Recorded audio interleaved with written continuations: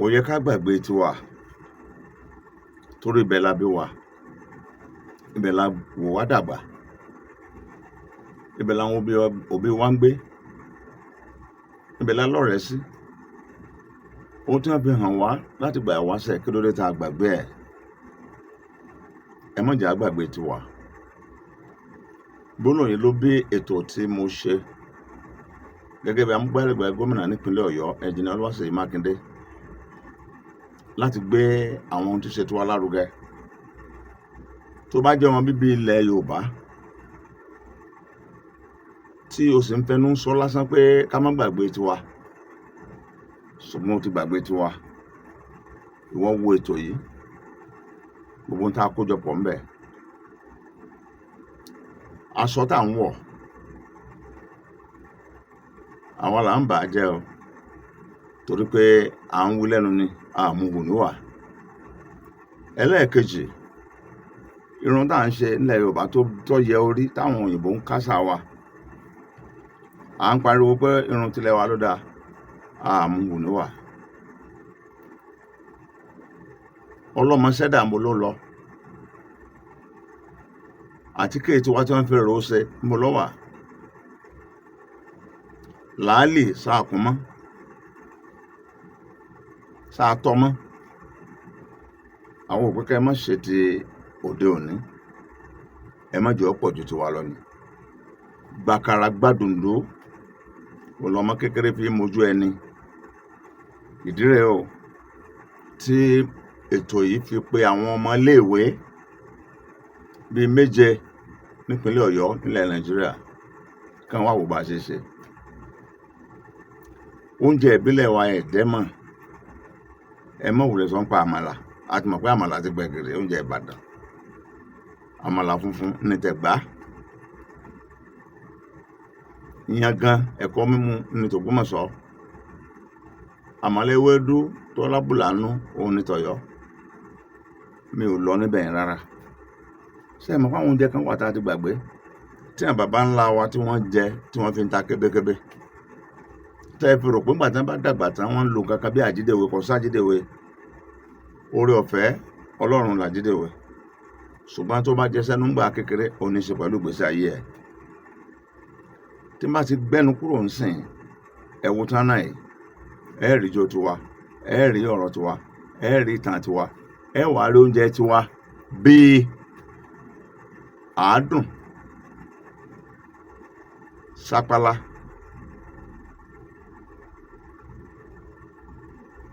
oúnjẹ tiwa ni. Aka àkókò,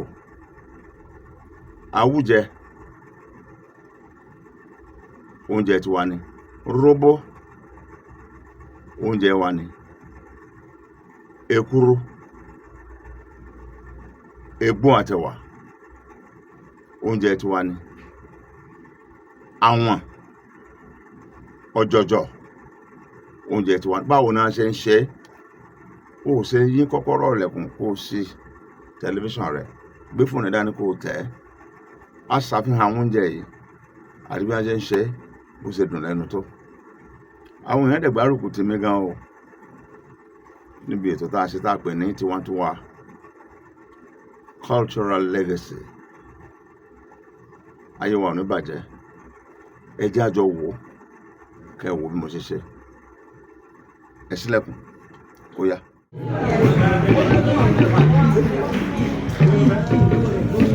Inú mi dùn pé fún láǹfààní kan ẹ̀kọ́ ọmọkọ́rù tẹ̀lé ọ̀rọ̀ Ọ̀yọ́ state ní.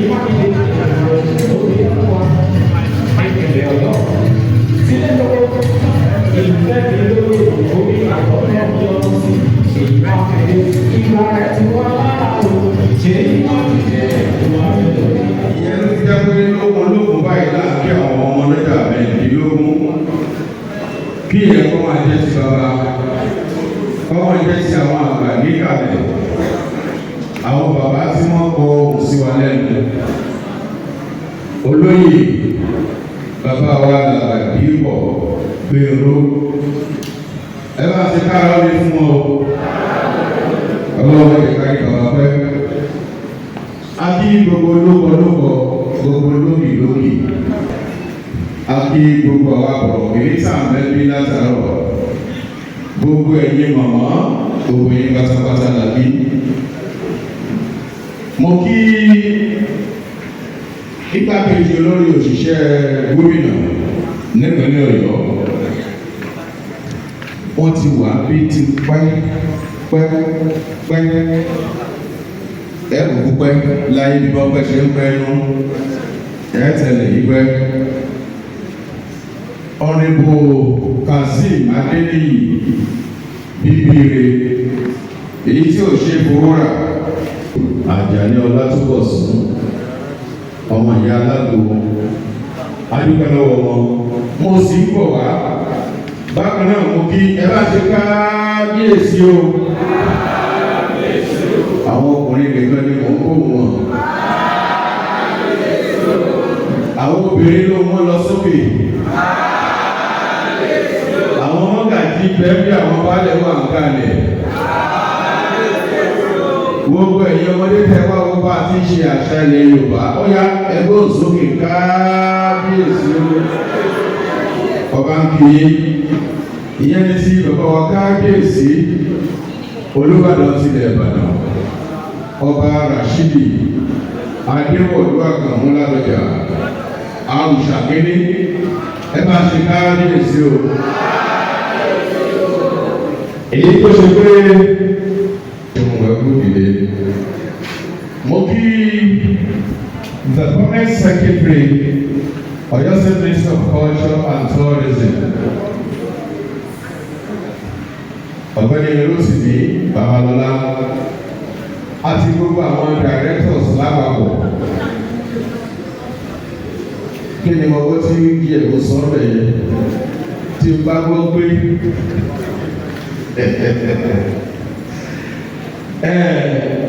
mo kí ìyá dáadáa torí wọ́n ní behind, beside, around every successful man there is always a very good woman. Torí náà ó kí ìyá àbíjì, ìyá ìjìrẹ́, ìyá àwọn ọmọ Jọ̀dáàdì, ìyá wa, ìyá àdúrà, ìyá ẹ̀mí, ìyá oníwà tútù bí àdàbà, Chief Mrs. Gbóyèga Lawal. Ẹ máa kí ìyá yẹn pé ẹ kú iṣẹ́ o. Ẹ kú iṣẹ́ wà. Ọmọ olólùkọ́ tẹ́rẹ́rẹ́, ọmọ olólùkọ́ tàràrà tàràrà. Ọmọ sọ̀rọ̀ tí ibo ńlá ló jẹ́, ta ní òkùnrin olù náà pẹ́. Kò sí o. Wọ́n ní àìkí ká kí wọ́n nífẹ̀ẹ́ òní. Àìbẹ̀rẹ̀ ká kí wọ́n nífẹ̀ẹ́ làǹdé nífẹ̀ẹ́ bá kí wọ́n nífẹ̀ẹ́ òní ẹbọ ni wọ́n fi ní ṣe.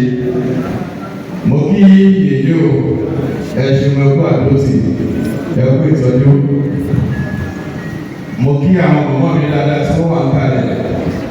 MFA wọ́n wà ń bí member of the Order of the Federal Republic of Nigeria, a very great educationist, an irredentist Ibadan woman of substance, Mama Chief Mrs. Bolajo Odobati. You are welcome, ma. Abanki, mo dẹ̀ kí ìyá mi dáadáa, àwọn ìyá àṣà, àwọn ìyá Ìbàdàn, àwọn ìyá ìdùnnú, Chief Mrs. Bola Adéyẹmí. Mo fi gbogbo cultural center kí wọn. Yẹ́rà, wọ́n ní kí ni sáráńtà. Mi ò gbọ́, ó tún ṣe kí ni, kí ló tún wá fi ṣe? Wẹ́ẹ̀dọ̀, mo kí ìyá lọ́jà ìjẹ́lẹ̀rà, Chief Mrs. Sarata kò ní bàjẹ́. Ẹ káàbọ̀. Kábíyèsí o. Ọba ń bí mo sì pọ̀ lórí ti ìdílé torí gbogbo àwọn tí wọ́n gbé àṣà lárugẹ, gbogbo àwọn tí wọ́n ń fọn rere àṣà bíbí ilẹ̀ Yorùbá. Tẹ́ ẹ bá kọ́ Hollywood ní Amẹ́ríkà, it is no longer just a multi-billion. Ṣùgbọ́n àwọn kan ní àwọn abẹ́ àtẹ́rọ̀gọ̀dì tó jẹ́ pé bàbá kọ́ Nollywood léèrè. Mo bọ̀.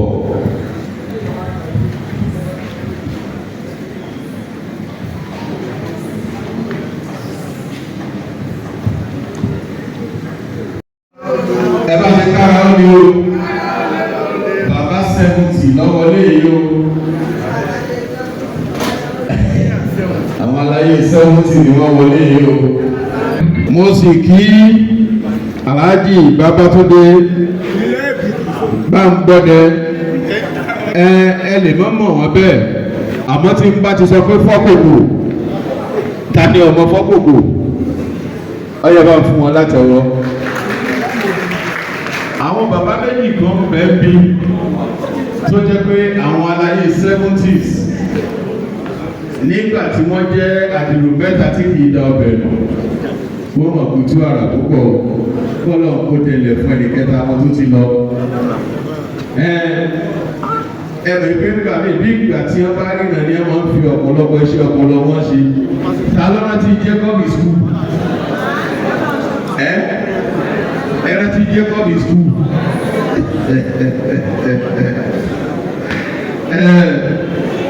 Mo kí bàbá Adẹ́rù pọ̀kọ̀ alàgbà Káyọ̀dé Ọláìyá tó jẹ́ wípé wọ́n fọ́kùtù ara nínú ti Olúwa ní ilẹ̀. Bẹ́ẹ̀ bá ti rántí mọ́túárì nínú ti Olúwa ní ilẹ̀, ẹ mọ̀ ìpè bàbá Adẹ́rù pọ̀kọ̀ bó lẹ́tí máa ṣàwọ̀ òkú yín wọ́dọ̀ ẹ múra sí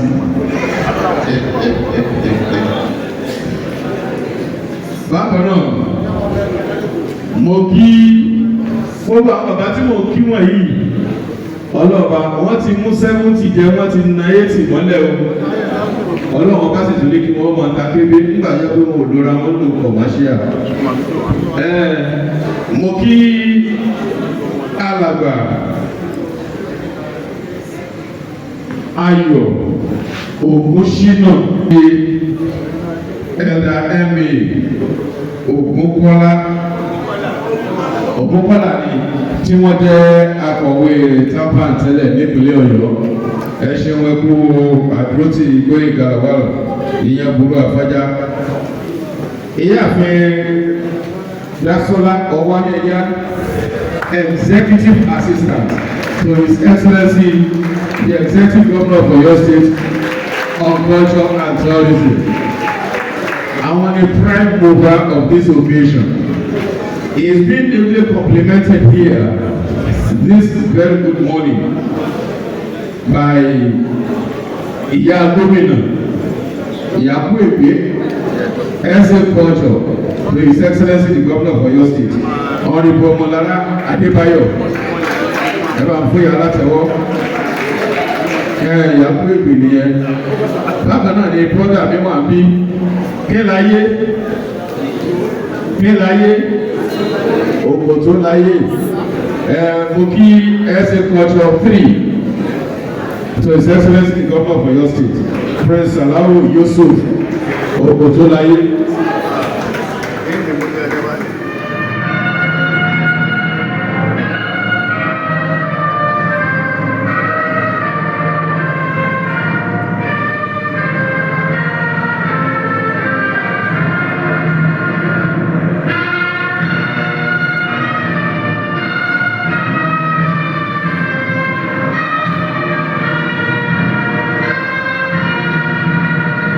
Oyo State Council.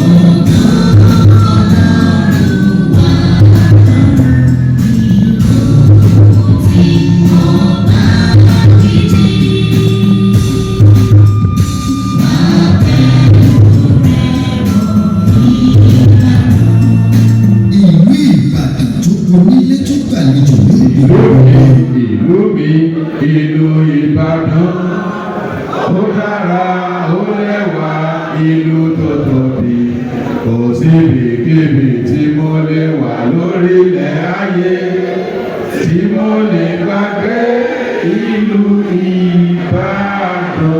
Ẹ bá ń gbọ́ mọ òkè, ẹ bá ń gbọ́ mọ òkè, ọmọ òkè dùn ún bí. Ọlọ́mọ gbúlúgbú ẹjẹ́ àdókò.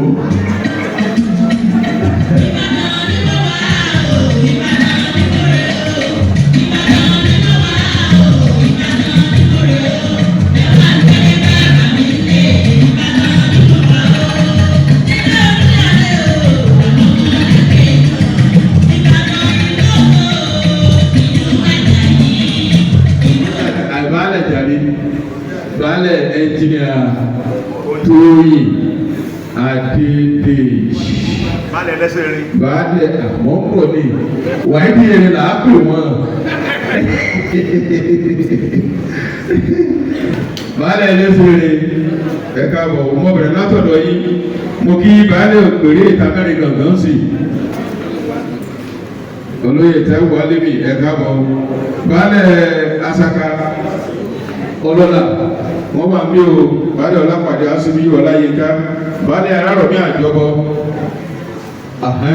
olóyè Adéyẹmọ Adéoyè baálẹ̀ Abàfà olóyè Saheed Ọmọlá Azeez gbogbo yín lakí o mo sì kí baálẹ̀ Oyíndàmọ́lá olóyè Gbẹ̀rún Oyèdìran ẹ̀ṣin ẹgbẹ́ òdìdí mo ti kàn sí bàbá wa baálẹ̀ ẹlẹ́sẹ̀rẹ̀ baálẹ̀ Ọpẹ́yẹmí Bádùrù Rẹ́mì Adélóyè mo kí gbogbo yín pátápátá àwọn orúkọ tó ti tẹ̀mí lọ́wọ́ níbí nìyẹn ẹ̀yà àgbà nígbà tí àǹkà national anthem lọ́wọ́ akọ̀wé ìjọba ìpínlẹ̀ Ọ̀yọ́ wọlé síbí àwọn èèyàn wá wò káàkiri pé SSG dà orí ps lọ́wọ́ aṣojú wọn ni àbíkẹ́ ìṣe SSG náà wá aṣojú ni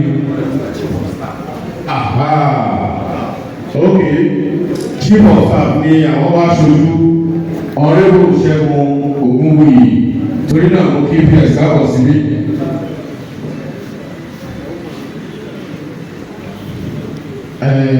Ìwé ilé iṣẹ́ tẹ̀mí lọ́wọ́ ni Mọ́gàjí Ọ̀ṣúndínà Ọláníyàn Mórítàlá. Ọlọ́run máa jẹ ọba jẹ́ o, bàbá wà yí o, ìbàdàn láàmú yí o, ẹmọ́bìlà yìí kò hàn wá o, ìbàdàn láàmú yí o. Ẹ bá bàbá ẹ bàbá.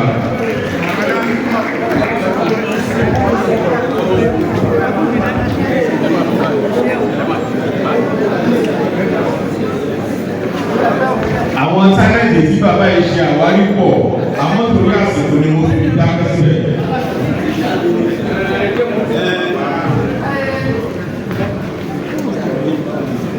Abẹ́ ìwà lọ́wọ́ baálẹ̀ ní jíjà àwọn òun ni bàbá olóyè túbọ̀ sún ọ ládàpọ̀ nígbà tí àwọn wà ní primary 3. Hello, ọ̀gá. Ọ̀gá látúbọ̀ sún ládàpọ̀. Ẹ̀yin ni tíjà tèmi ní àgbà ògbó ní àgbà ògẹ̀ tàbí ní àgbà ògbó 1963-4. Ẹ ṣe àwọn ilé ìwé tó bẹ́ẹ̀ bí mo fẹ́ kí wọ́n dìde tí bá ṣe pè wọ́n. Olúbàdàn Senior High School ẹ bá mi fáwọn ọmọ yìí láti ọwọ́ orí yọ kàmí Lágẹ̀lú Grammar School Senior God bless you ẹ ṣòrírí o Queen of Apostle olóyòrò òkè ọ̀fà ẹ bá mi fún wọn láti ọwọ́ nígbà táwọn ọdọ wà secondary school bàkí yára ẹ yóò lé mọ yẹn. Àwa mọ Olúgbó. Adékìlẹ̀ Goodwill Grammar School Adékìlẹ̀ Ìbàdàn ẹ bá mi fún ọ láti ọwọ́. Bọ́bá wù yín ẹ pàtẹ́wọ́ school tí mo fẹ́ dárúkọ yìí. Bọ́bá wù yín ẹ má pàtẹ́wọ́ rẹ̀ bẹ́ẹ̀ pàtẹ́wọ́ rẹ̀ àgúnná bẹ́ẹ̀ pàtẹ́wọ́ rẹ̀ àgúntẹ̀tẹ̀. Àmọ́ rìpọ́ọ̀tù yóò débi tọ́ yóò débẹ̀ bá pàtẹ́wọ́ bẹ́ẹ̀ bá sì pàtẹ́wọ́ yóò débẹ̀. Bishop Phillips Academy.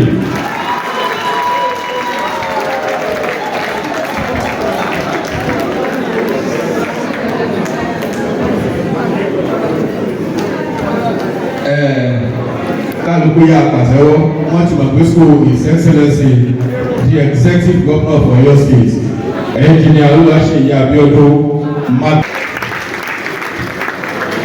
Mo kí gbogbo àwọn oníṣẹ̀ṣe tí wọ́n bẹ́ bí àràbà olùṣẹ̀ṣe ní gbogbo ilẹ̀ Ìbàdàn olóyè Ọ̀dẹ́gbèmí.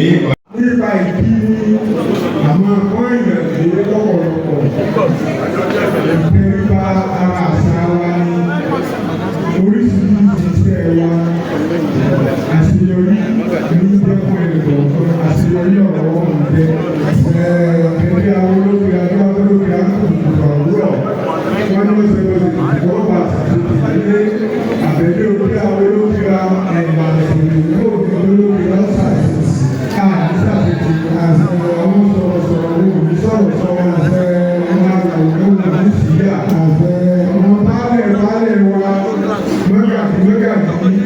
kábíyèsí wa nígbàdàn ìlẹ̀kùn àti gbogbo àwọn lọ́balọ́ba àti olùkúmọ̀ wa lẹ́nu ẹ̀sìn olólùfẹ́ ìṣẹ̀lẹ̀ ẹ̀sìn bíbí ti wa olólùfẹ́ ìlú àṣẹ yóò pàṣẹ mọ́ yóò pàṣẹ lórí ìwọlé àṣẹ tó ní ìgbọ̀tọ̀ ọ̀pẹ̀lẹ̀ lọ́wọ́ olólùfẹ́ ìlú àṣẹ sọ́nà àkọ́kọ́ ọ̀rọ̀ ní ìlànà àṣẹ ìlàbọ̀lú ìlànà.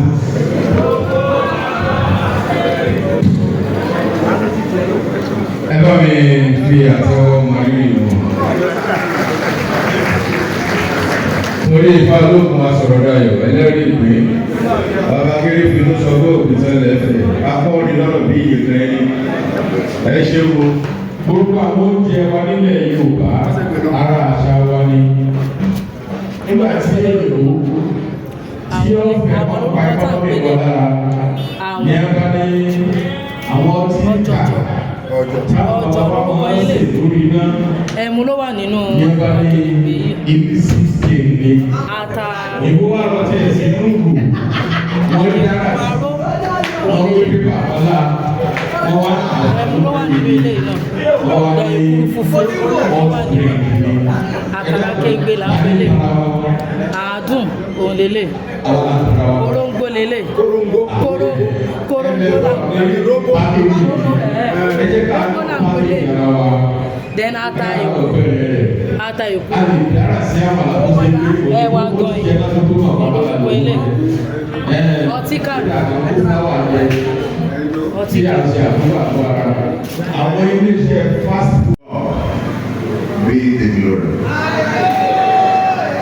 أعوذ بالله من الشيطان الرجيم. بسم الله الرحمن الرحيم. أعوذ بكلمات الله التامات من شر ما خلق.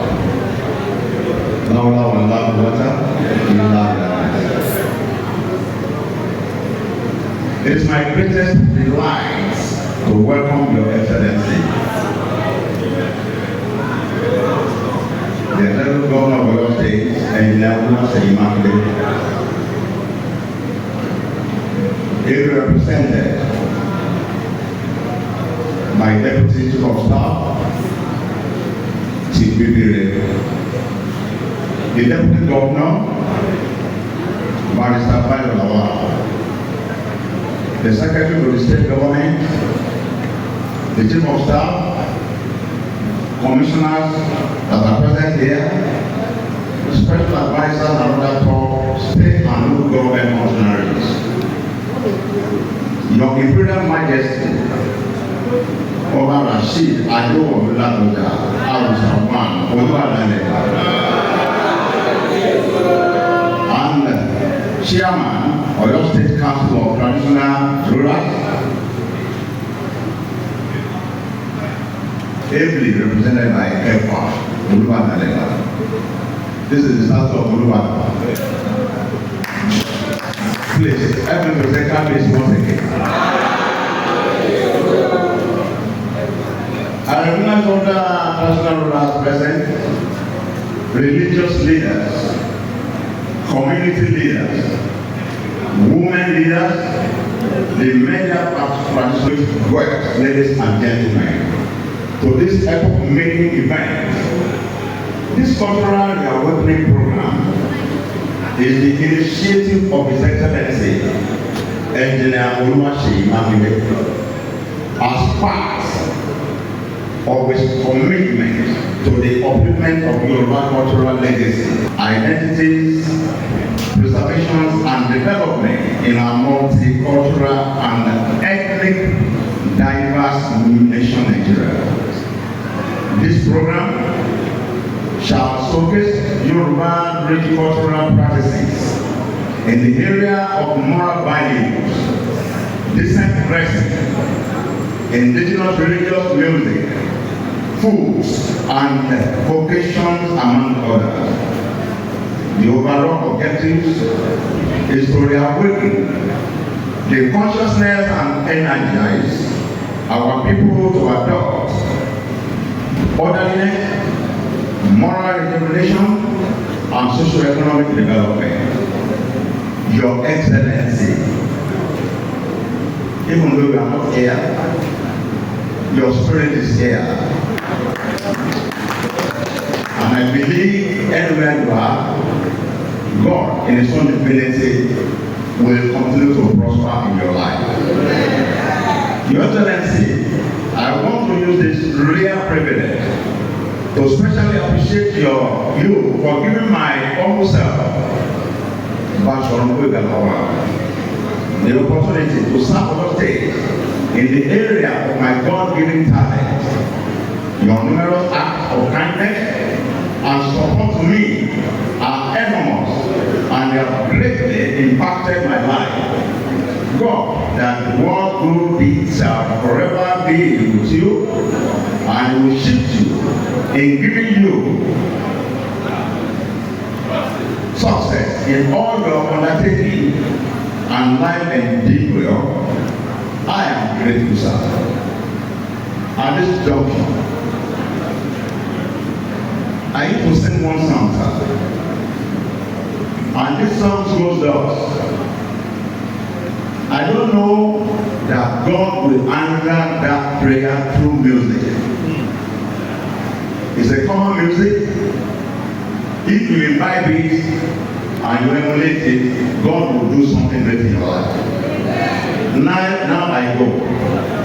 Wọ́n la àgbára ilé dá, wọ́n sì mí bí ọba, wọ́n débi tí ràn mí ò dé rí o, wọ́n la àgbára ilé dá.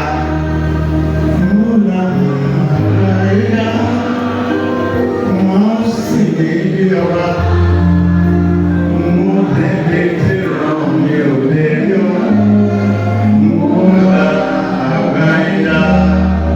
Every morning, myself and my wife will sit down after the room.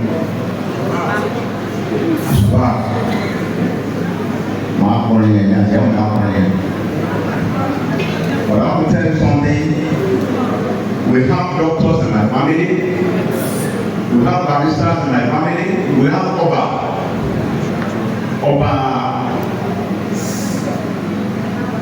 barrister. Oba son is my brother and my father.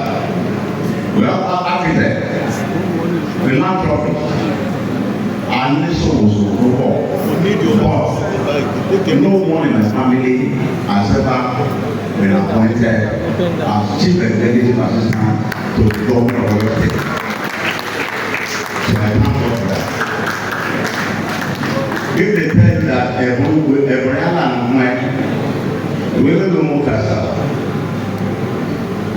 Mokojani si, ọ̀rẹ́ dúpẹ́ pé inú àti àpò mi tọ́jú ọ̀gá mi àwọn ni guest ìtàlẹ́. Mokojani ẹ̀kúlé University of Ife, now OAU. I read Yoruba oral literature, but nobody, people don't know I read anything because I cherish my mother language, Yoruba. Now I go for that. Your prayer majesty, I also thank you, KPSC, for always being there for me as a father. Your reign shall be long, peaceful and prosperous. Once again, I gladly welcome everyone to this program and believe that this initiative shall bring a resurgence in the adoption and practice of Yoruba cultural legacies. And God bless everyone that honor us with your attendance, and say for those people participating virtually, though that is live streaming of this program.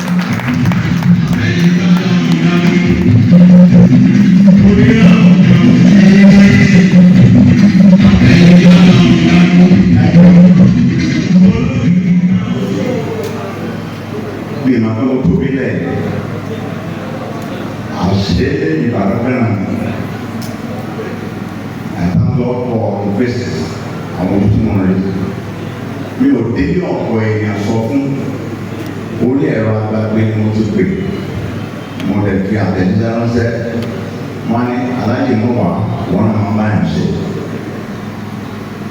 Ẹ̀yin tí mo ń wò yìí tẹ̀lé alátìlẹyìn tí mi ò mọ̀ pé ẹ̀ ń bẹ lẹ́yìn mi tó wá hàn dé ẹ̀ délé pé ẹ̀ balẹ̀ pé ẹ̀ dé pé ẹ̀ ṣiṣẹ́ àṣẹ pé ẹ̀ dèrè àgbẹ̀ pé wọ́n ní kí n tún tẹ́tẹ́ bẹ́ẹ̀ bọ́t mò ń wò gbogbo ètò láṣẹ ìdílé náà wọ́n yẹ ká ti dìde pé àkókò ti pẹ̀lú àmà lọ nígbà tí ní kì í sí ọgbà ẹ̀wọ̀n lẹ́yìn bá wà lọ́gbà èèyàn ọgbà ẹ̀wọ̀n yọ wà lóru ọba àwọn yọ wà mẹ́ta àwọn òṣìṣẹ́ ọgbà ẹ̀wọ̀n kó wá ìlú ń wà nínú ọ̀rẹ́ ìlú olùpẹ̀lú ọmọ yẹn lọ́kọ̀ọ̀kọ̀ ohun tí èmi gbà lérò ní pé ọ̀gá wa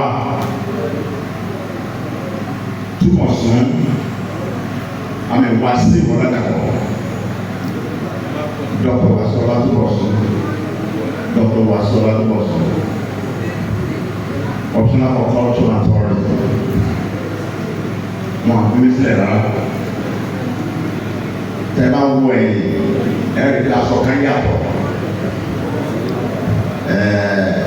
wọn pọ̀ bàbá yìí tí wọ́n jó wọ́n bí lẹ́yìn wọ́n sì tàbí wọ́n pè wọ́n tí wọ́n gbé dání lọ àpẹẹrẹ rẹ̀ náà lẹ́rìí mo gbàdúrà fún Dr. Wasola náà gbogbo gbàdé bá nílò Ọlọ́run lórí àránṣẹ́ àti àlélá ló sì máa dá yín lọ.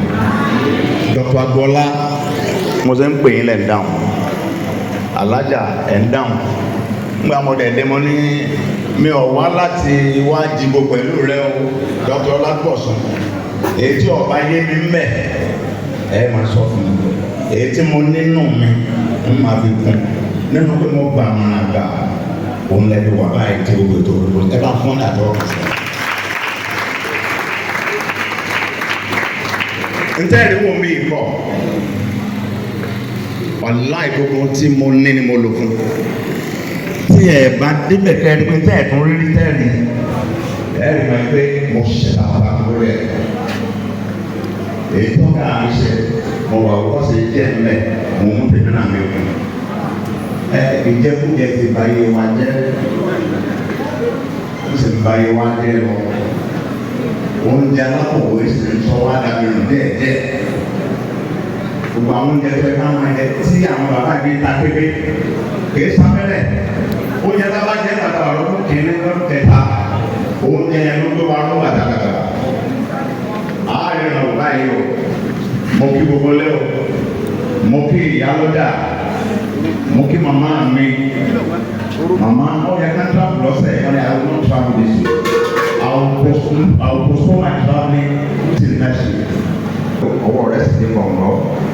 Àwọn méjì tí mo mọ̀ lẹ́sìn ìjà ń kọ́ mi tí mo kó agbárí wọn sòdí sínú àkáàtà rẹ̀.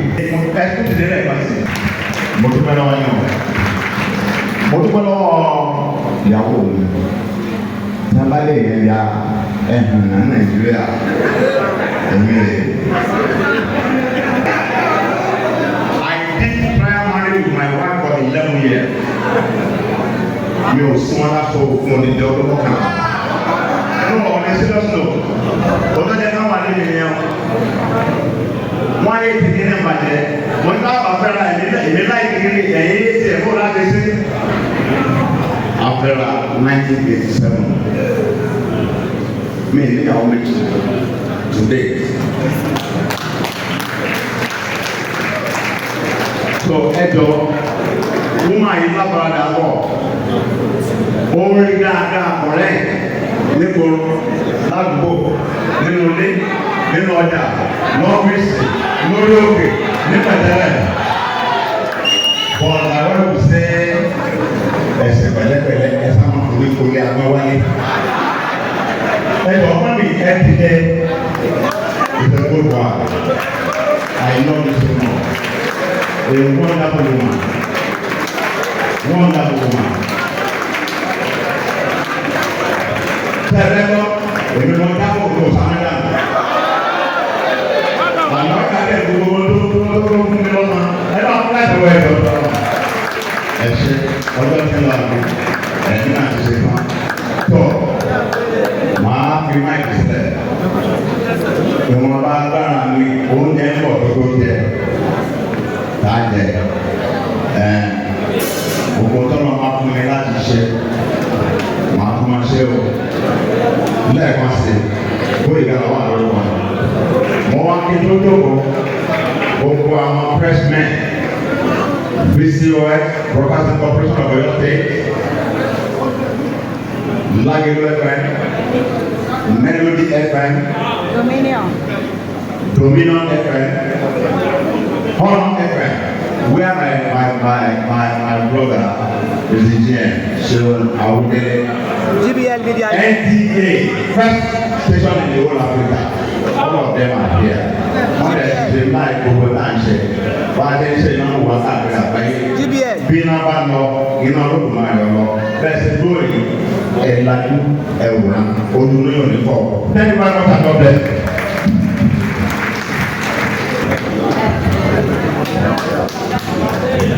Bóyá torí pé ooru mú ni àmọ́ àtẹ́wọ́ Báṣọ̀run pé ìgbàlà wà ní ooru. Àwa tí àmàlò ní mú lọ́wọ́ láíláí ẹ̀fà àtẹ́wọ́ ayọ̀.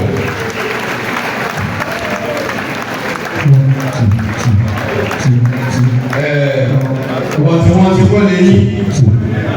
Bàbá ní kí àládìgbò ìgbàlà wà kó sọ̀rọ̀ títí di ilẹ̀ mọ́ tẹ́lẹ̀tẹ́lẹ̀ àmì yóò rọ̀ wọ́n lọ́rùn.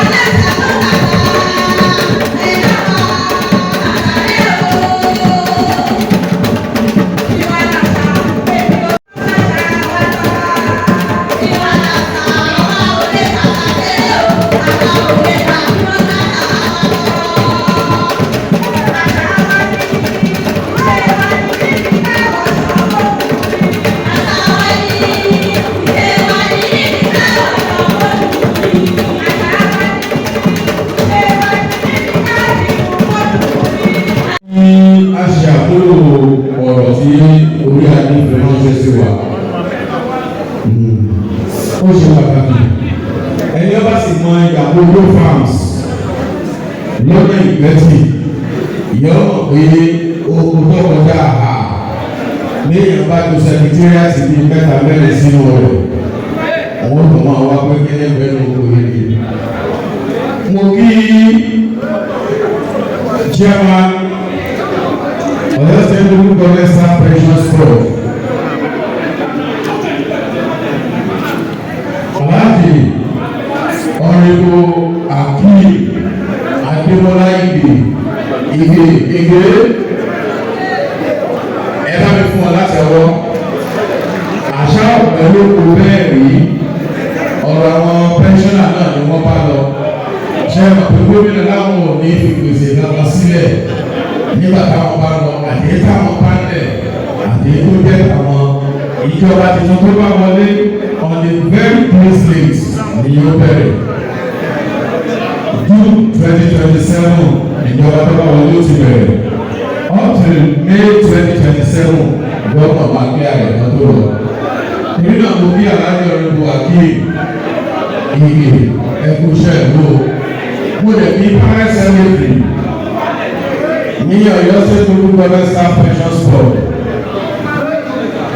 town planner Fẹ́mi Akínwálé ẹ̀jẹ̀ ẹ̀kú dìde ẹ̀jọ̀ ní báyìí ẹ̀jẹ̀ ká ṣe sùúrù nígbà tó bá jẹ́ pé fúnra local commissioner for culture ló pín oúnjẹ let us respect his office let us respect his personality he is only trying to ensure that everything goes smoothly seamlessly as planned without any hitch.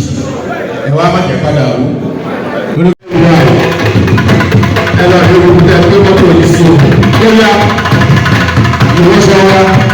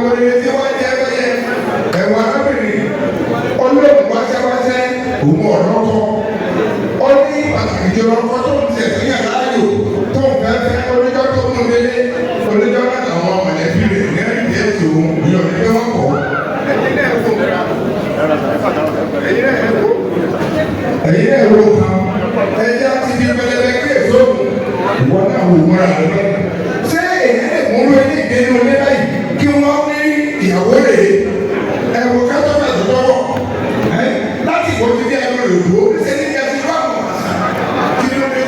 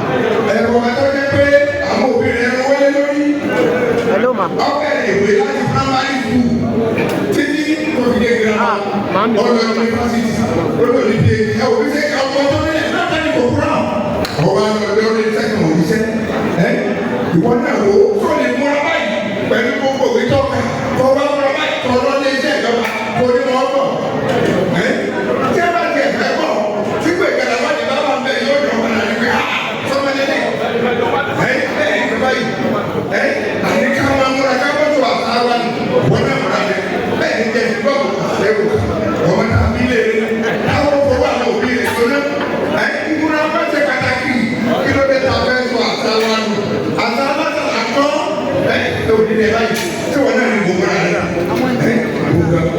lẹ́yìn gbogbo ẹ̀rọ léwò ìyọjú tó lọ láláì náà wá láti gbà mọ́ra jẹ́ kí mo ra rẹ kó jẹ́ olówó káwọn òbí rẹ náà àwọn òbí rẹ ọmọ ẹ̀rọ ìwọ náà wò ṣé báyìí wọn máa ń ní sẹ́yìn báyìí kó ń bọ̀ báyìí tí wọ́n bẹ tani wọ́n bá fẹ́ ìwọ náà sọ tani wọ́n. ọ̀dà káwọn mọ́ra dáadáa káwọn tó àtàwọn nù kájọ́ kàtó orí ọ̀kàn owó àwọn òbí rẹ tó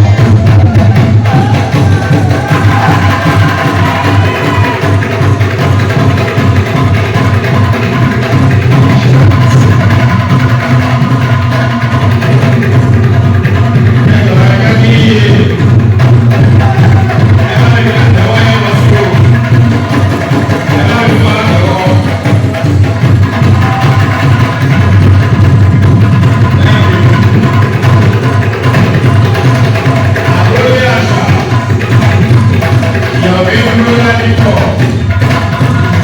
Àwọn òbí bá ìpínlẹ̀ ìyá ìfúnṣà. Ìyá olóògùn èmi. Wọ́n ní ìyá olóògùn.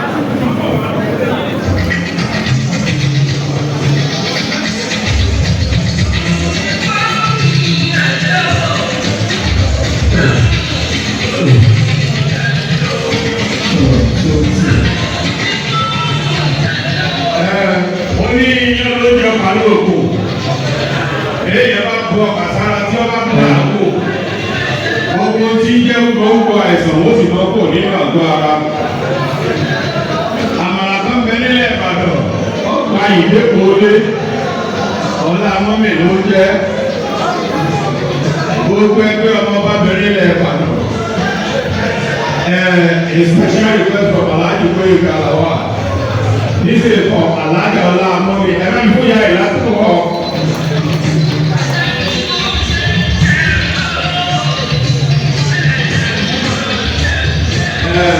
Ìgbésẹ̀ ìjọba ọ̀bẹ jẹ́ àmàlà, àwọn ìyá àmàlà rẹ̀ yìí. Ẹ̀dàkùn tó gbòdà, ẹ̀jẹ̀ kọ́ máa wọlé. Ẹ̀ sọ pé ẹ̀fẹ̀ tó bẹ̀ lórí, bàbá ìjọ àmàlà rẹ̀. Láti wọ́n pé ọwọ́ olówó àmàlà lójú orin, ayé òbí náà. Tó gbòdà.